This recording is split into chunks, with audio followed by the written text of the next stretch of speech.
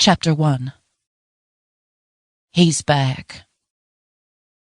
Chilly November air whipped over Leanne London as her mother hurried through the kitchen door, slamming it shut behind her, the action rattling the copper-bottomed pots hanging above Leanne's head. Continuing her methodic motions with the rolling pin, she tucked her smile away and focused on the dough. "Hey, Mom, who's back?" "I should have said coming back." She bristled. "Okay, who's—" The thud of a heavy coat hitting the floor cut Leanne off mid-question and pulled her attention from the kitchen island. Reba London's eyebrows puckered as she stood still in the middle of the room, concern etching her blue eyes and turning them a shade darker, erasing the natural twinkle normally found there. Agitation had her wringing her hands together. Over-the-top drama was one thing with her mother, but her stiff posture indicated this was actually serious. Leanne pushed the rolling pin to the side and wiped her fingers on her apron. She propped her hands on her hips and studied the helpless expression on her mother's face.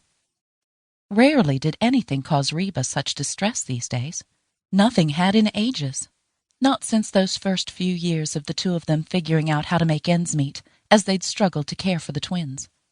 At the thought of the girls Leanne had been raising since birth, she glanced at the clock.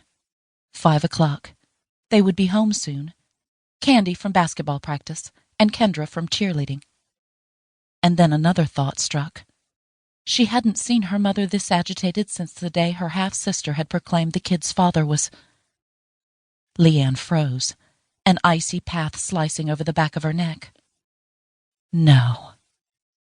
She blinked and shook her head once, determined to shove aside the face that had popped to mind. Just because her mom's look reminded her of that day so long ago didn't mean she was talking about him being the one who was coming back to town. He hadn't stepped foot in Sugar Springs, Tennessee in over 13 years. It would make no sense for him to be there now. But what if he was? Her chest tightened. The thought was insane. Of course he wouldn't have decided to come back after all this time. There was nothing more for him there today than there had been all those years ago. Certainly not the possibility of having anything to do with the girls he'd turned his back on. Reba took a hesitant step toward Leanne, but stopped.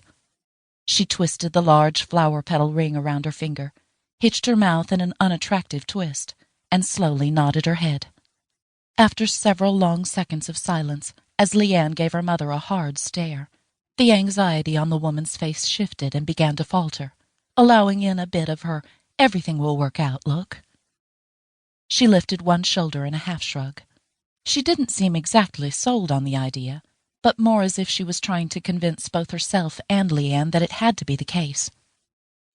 "Mom?" Leanne couldn't control the tremor in her voice. Reba squared her shoulders, going for brave, but her eyes were as worried as Leanne had ever seen them. Sharp prickles worked their way over Leanne's scalp. She closed her eyes. She did not want to hear his name. "Who, Mom?" she asked.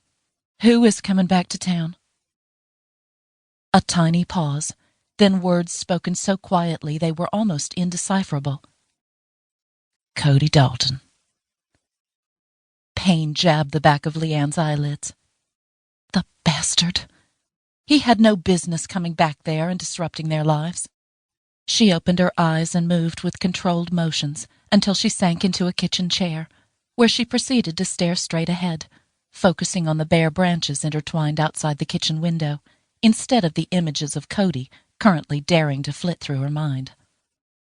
Okay, fine, she could deal with this. Nothing was insurmountable. The fact was she'd dealt with far worse before, those times